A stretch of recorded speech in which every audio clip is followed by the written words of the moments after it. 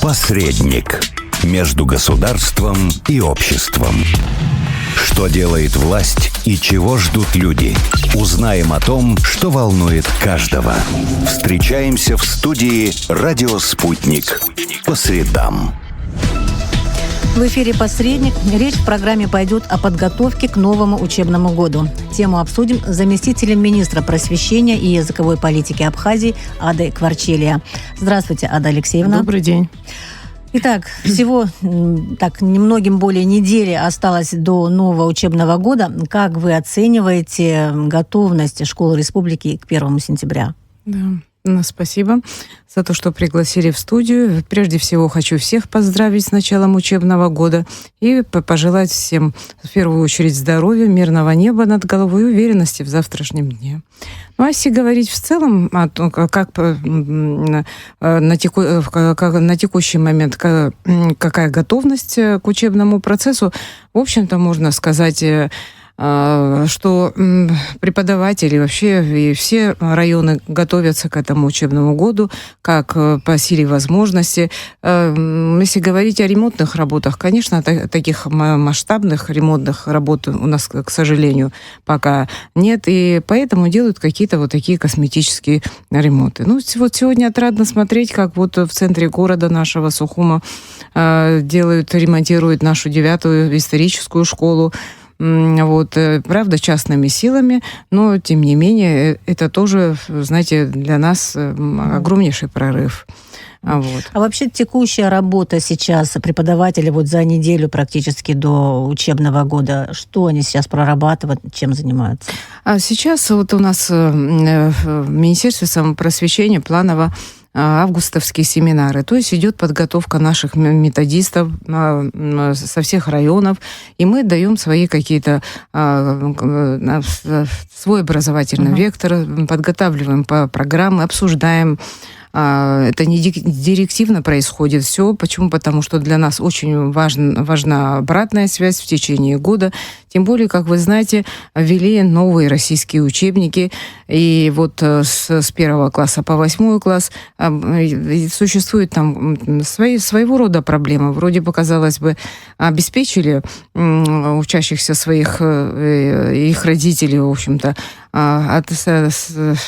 учебным материалом, но тем не менее тоже появятся здесь какие-то такие проблемы, то есть программный материал по ВГОСу не соответствует нашим требованиям, и, конечно, такие нюансы, которые нам, конечно, нужно обсудить. А можно поподробнее вот узнать, требования там завышены или же вот просто они разные? Немного разные. Например, если взять, к примеру, вот преподавание английского языка, да, так как все-таки у нас многонациональное социальное поле, да, и, соответственно, языки обучения у нас их несколько. Это, скажем, русская школа с русским языком обучения, там 2-й год абхазский язык, 3-й, 4-й год английский язык уже подключается. То есть там в России немного другая ситуация языковая. Поэтому у них обучение английского языка начинается со 2 класса. И вот эта программа, хотя авторы одни и те же, но она, конечно, разнится. Уже в 5 классе мы начинаем английский изучение языка в 5 классе. А если у нас начинается с элементарного уровня, там уже 5 класс этих учебников, вот этой линии новой, а там, конечно, уже углубленный английский язык. И, конечно, возникает вопрос, откуда взять этот учебный час, если вопрос стоит о внедрении новой линии. Ну, к сожалению, эти вопросы у нас пока мы на сегодняшний день решили оставить все-таки старую линию и идти вот своим чередом. А были какие-то предложения, допустим, изменить программу с тем, чтобы все-таки в ногу идти с стандартами российскими, и вообще мы стараемся, чтобы наши дети больше знали, больше учились? Да. Здесь, знаете, скорее вопрос организации даже стоит. На выходе они, в общем-то, результат один. Просто понимая, что вот опять-таки, как я говорила выше, у нас все-таки многоязычное социальное поле, поэтому здесь, конечно, нужно уже смотреть на свой контекст, что у нас есть, какие у нас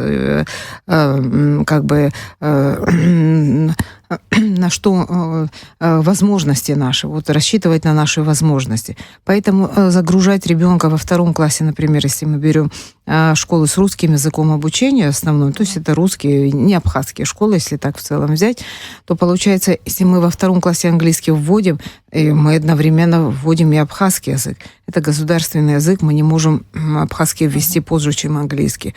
Вот. И поэтому сразу это накладывает, конечно, сложности своего рода у ребенка. Всегда надо исходить из того, что это моя личная позиция. Детство у ребенка не нужно отнимать. Пускай все это будет поэтапно, и все будет логично. Но это касается не только иностранного. Это только лишь, да. А так, конечно, например, учебники русского языка, литературы для русских школ и не абхазских школ, скорее всего, такая формулировка у нас сегодня идет, потому что туда входят и армянские школы, и смешанные сектора. Поэтому там, конечно, авторы тоже, да. Там, если у нас одни авторы, там у них могут быть уже по их стандартам другие авторы. Посмотрим. Сейчас, опять-таки, мы начинаем проводить эти августовские семинары, и посмотрим, к чему мы придем. Может быть, мы перейдем на российские эти линии, установленные. А не было такой идеи, мысли? Понятно, что действительно мы изучаем дополнительно много предметов, да, по сравнению с российскими школьниками. Задействовать субботу, как это было когда-то раньше. Такие тоже мысли иногда думаем, что может быть и в субботу прийти. Но знаете, нужно это такие пилотные проекты делать вначале, пошагово, пробовать. Чтобы только лишь пробовать. Сейчас я надеюсь, как-то все и закон по образованию поставим уже наконец точку. И уже потом нам легче отталкиваясь от этого закона, уже пробовать именно такие очень все-таки, согласитесь, переходить от 5-дневки на 6-дневку, это очень серьезный шаг. Конечно. Да, и поэтому, конечно, здесь все нужно продумать, обдумать, сделать разные варианты, и только тогда у населения должен быть выбор. Нужно исходить из этого. Какие мероприятия проводились в школьных коллективах во время лета? То есть чему было посвящено? Понятно, там были отпуска, какая-то часть, но в основном люди работали. Что делали, чем занимались? Мы как раз-таки реализовывали сейчас проект Министерства просвещения и языковой политики. Это проведение тренингов по 5 направлениям. Мы здесь пригласили международных экспертов, российских преподавателей.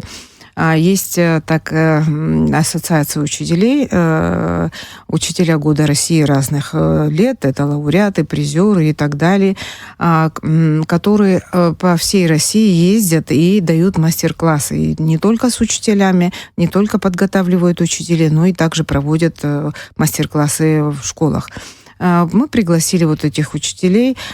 Кстати, была до этого и зимняя уже такая школа у нас.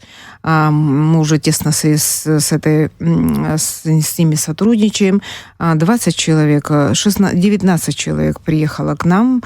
Очень таких известных учителей по России. Это в том числе такой известный преподаватель, математик. Это победитель всех всевозможных конкурсов среди учителей. Это Гуров такой математик, который был просто симпатией всех наших учителей. То есть он приехал со своей командой по направлениям, по естествознанию направление у нас первое было, математика, третье было направление у нас абхазский в неабхазском. Кстати, мы первый раз соединили здесь спикеров по английскому языку и по абхазскому языку.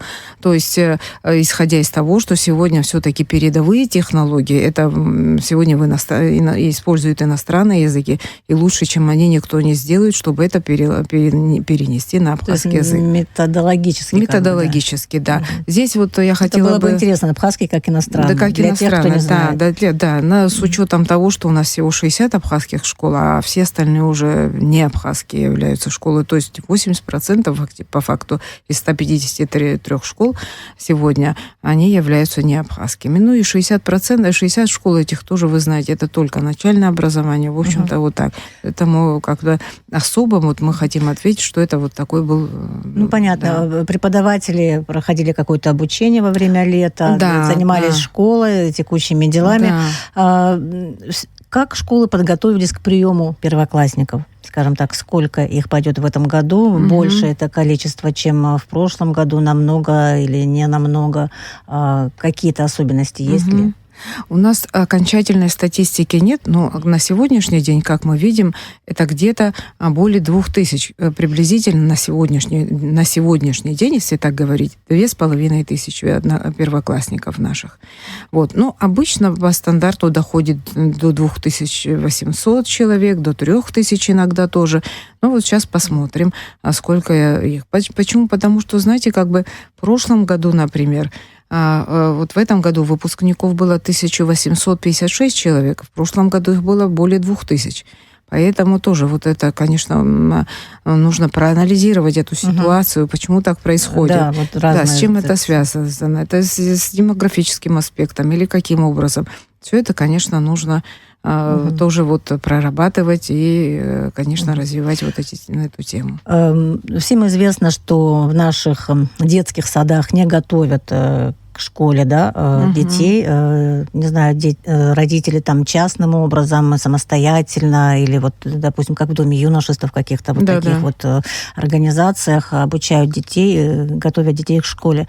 Есть ли у нас проблема подготовки к школе, какими дети приходят в основном, и вообще будет ли как-то решаться эта проблема в дальнейшем? Да, мы заложили, кстати, вот знаете, в свою программу целевую, там у нас тоже программы на краткосрочную перспективу.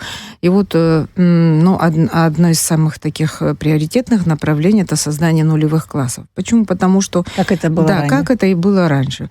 Почему? Потому что люди своими силами, родители своими силами пытаются подготовить своих детей. Но нужно... Иногда отучают, как бы отбивают охоту. Иногда отбивают охоту. Это все-таки, знаете, надо вводить детей очень осторожно, как бы не отбивая именно что охоты именно в этот учебный процесс. Это все-таки интересный очень мир, сложный по-своему, но нужно это все очень, знаете, очень все взвешенно и потихонечку подходить. Сегодня в основном, знаете, как бы и требования родителей, это обучение грамоте, чтению, письму и так далее. Но что под этими, какие глубинные процессы происходят, как бы это, знаете, как бы их особо не интересует. Нужно именно вести. А сегодня очень много психологических тоже заболеваний. Это тоже, знаете, как бы это тоже очень важный момент. Почему? Потому что на таком важном этапе, как дошкольное образование, когда есть возможность изменить ситуацию, когда именно...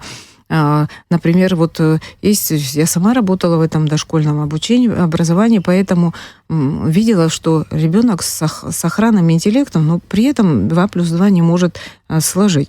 Когда я стала интересоваться, в чем дело, почему так? А это тоже такое заболевание, которое, знаете, когда в этот момент, когда он начинает считать, у него какие-то нейронные связи начинают развиваться. И вот таким образом. Но существует, слава богу, комплекс упражнений. Опять-таки, ребенок должен вовремя попасть в руки специалиста. Вы сказали, краткосрочная, среднесрочная перспектива. Да. Когда это примерно? То есть уже задумываются о том, что необходимо... Да. Мы готовим, кстати, учебно-методическую базу. Почему? Потому что успех вот этого проекта, вот создания вот этих возобновления, скорее всего, этих вот нулевых классов, это все-таки зависит от учебно-методической базы. Это будут единые стандарты. Почему? Потому что вы, если обратите внимание, то в 1 класс попадают дети совершенно разноуровневые, степень подготовки совершенно разная. Поэтому какие-то будут четкие стандарты в 1 классе будут принимать таким-то образом. Угу. Насколько серьезно вот в этом году проблема заполняемости школ? Изменилось ли что-то в этом году? Мы знаем, что есть и обратная проблема того, что, допустим, мало детей, это в сельских школах в основном, и мы говорили с главами районов, они как бы говорили о том, что, возможно, следовало бы какие-то школы укрупнять. Вот как вот проблема заполняемости в этом году, какова ситуация? Знаете, проблема как была, если искренне сказать, если не положа руку на сердце, она так и осталась. Но мы у нас тоже это, кстати, в такой краткосрочной перспективе решить. Вопрос укрепления очень такой, знаете, непопулярный вопрос. И знаете, как говорят, каждое действие может вызвать противодействие. Здесь надо очень, знаете, осторожно подходить к этому. Во-первых, да, вопрос сельских школ. Это, конечно, вообще. У нас 113 сельских школ. Это полупустые школы. Там есть дети, есть школы, где 15 человек. Вот сейчас в первый класс я смотрю статистику, там 3 человека, максимум 5 человек. Это, конечно, да. Но, знаете, говорят, закроется школа, и тухнет, и село, как говорится, начинает исчезать. Поэтому, конечно, здесь. Можно пойти другим путем. Сделать, например, как вот у нас, мы, во всяком случае, если нас поддержат, все-таки финансовая составляющая очень важная. Но мы хотим на базе сельских школ сделать такое олимпиадное движение, можно сказать, с этим уклоном. Скажем, это круглосуточное, как бы сказать, языковые лагеря, олимпиадное движение по математике, по биологии, химии и так далее, где дети могут, знаете, как бы поэтапно будут, их будут готовить к различного рода олимпиадам. Это и международные, это и внутренние. Знаете, как-то у нас нету такого активного олимпиадного движения, честно сказать. И иногда у нас вот, к сожалению, к Олимпиаде готовить это вообще совершенно другая тема. Здесь это то же самое, что вот любителя, да, допустим, в спорте взять и отправить на Олимпийские игры. Вот это то же самое. Там совершенно другие темы, другой уровень. И поэтому, конечно, с такими детьми. Почему бы не использовать для этого сельские школы? Почему не сделать языковые лагеря? Английский мы думаем, что... Как раз мало детей, с ними легче будет работать. И тем более, почему мы должны использовать все, что нам поможет. Это наша природа, это наш климат уникальный. У нас нету суровых зим и так далее. Мы можем, тем более, контекст сегодня политический с нашего партнера Российской Федерации сегодня немножко, они, к сожалению, находятся в вакууме. Почему бы не использовать нашу республику в этом направлении, в образовательном направлении? И поэтому, конечно, очень много. Здесь по-разному можно подойти, развить свою логистику и таким образом решить вот эти очень острые проблемы. Мы уже затрагивали тему учебников, так косвенно, да.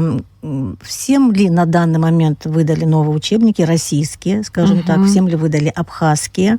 Есть ли проблемы в школах в связи с тем, что вдруг появилось много книг, действительно много книг, там пересчет на сотни идет, может и тысячи, да, в каких-то школах. Там же резервы должны быть какие-то определенные, во-первых, и кадровые какие-то силы, да, нужны. Да. Вот. Как все это происходит? Если не всем дали учебники, еще раз повторю, то почему? По тем заявленным учебникам, да, по числу заявленных учебников нам все предоставили. Конечно, есть мы постарались раздать буквально до каждой школы. Мы не то, что даже по районам, каждой школе передавали то количество заявленных учебников.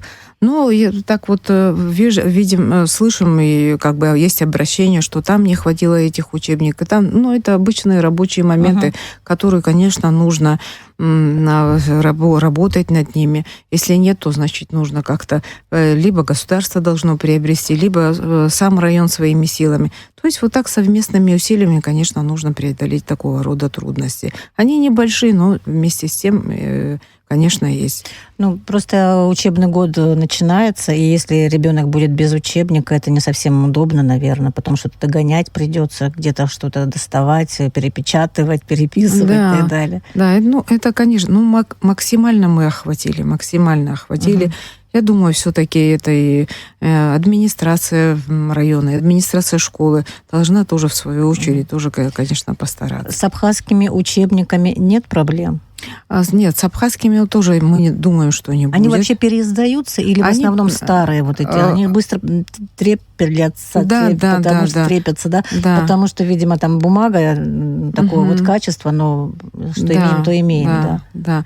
Нет, мы стараемся, конечно, вот сейчас переиздать те учебники, которые опять-таки по заявкам вот этих наших районов подведомственных, восполнить, конечно, вот недостающее количество. Вместе с тем мы одновременно прорабатываем новые линии, будем учебные линии именно с абхазским контентом, и уже будем внедрять. Уже внедрен в неабхазские школы 2 класс, уже подготовлены уже 3 класс, уже будет идти линия. А для дошколят будет уже новый букварь с Анбан, для 1 класса будет абсолютно новый Анбан. То есть это будет не переиздание. Это мы с современной методикой, с новыми абсолютно подходами, оцифрованный материал будет мы предоставим школам. То есть по-новому составлено. Это с этого года только? Мы в этом году не успеваем, но в следующем году это уже точно будет 2 букваря, 2 Анбана. Это не просто будет Анбан как книга, как единица, но это будет учебно-методический комплекс. То есть туда будет входить и рабочая тетрадь с такой ламинированной поверхностью, чтобы ребенок мог несколько раз, много раз, не то что многократно рисовать, это все снимать, много иллюстраций. И хотим, конечно, сделать еще и мультипликационный такой вариант, чтобы ребенок это быстро осваивал. Знаете, что касается абхазского контента, у нас должна быть такая установка: делать лучше, чем у всех остальных. Иначе, конечно, мы в этом таком сложном мире, который постоянно с тобой конкурирует, не выдержим конкуренции. Ну, ремонт и техническое оснащение школ как-то меняется ли? Есть ли такая возможность, может быть, в рамках каких-то проектов школы что-то получили? И, что касается ремонта, вы сказали, что капитальных ремонтов нет, и вы говорили ранее мне, что по инвестпрограмме, к сожалению, ни один объект не попал, именно Министерство просвещения и языковой политики. Политики. Значит, родители, администрации школ своими силами это проводят, да? Единственное, что вот в Очимчирах уже по той инвестпрограмме был отремонтирован садик, и вот его то есть там по каким-то обстоятельствам, но все-таки уже окончательно все уже вводят в эксплуатацию. Но это та была инвестпрограмма, которая с тех прошлых лет, только лишь вот это. И вот такие косметические ремонты. Так, косметический ремонт. Родители уже проводят там в школах родительские собрания. Уже мы слышим отголоски того, что опять надо собирать деньги, там ремонт, там что-то, и выражать недовольство. К сожалению, это имеет место. И от этого надо уходить однозначно. От этого надо уходить. Есть государство, есть это государственные школы, это все должно брать на себя государство. Я надеюсь, что как-то ситуация изменится.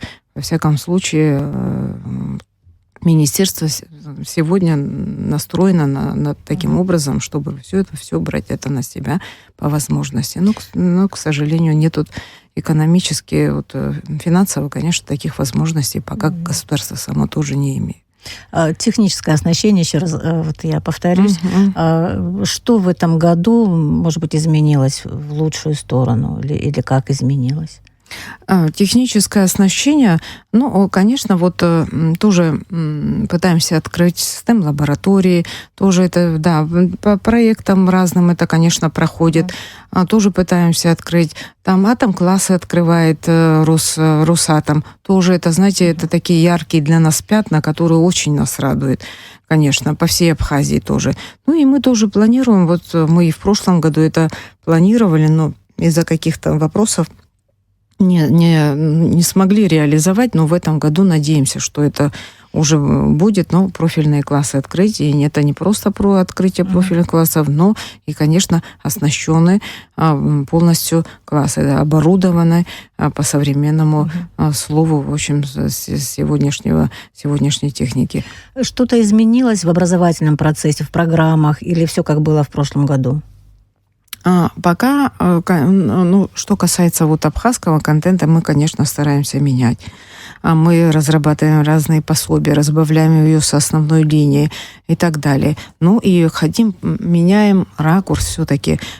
Пытаемся все-таки вот эти тренинги, которые вот я сейчас говорила вам, мы проводили в Гаграх, в Амзе, в отеле Амза, чтобы как бы сочетать именно и отдых, и работу. По всей республике были такие тренинги. Но мы, знаете, как бы хотим поменять все-таки, преломить эту ситуацию, что не теоретические знания нам нужно давать, а именно через практику довести до ребенка, чтобы это осталось у него всегда на всю жизнь в голове. Вот нужно поменять сознание учителей. Любая реформа проходит только через голову преподавателя, как бы мы ни хотели.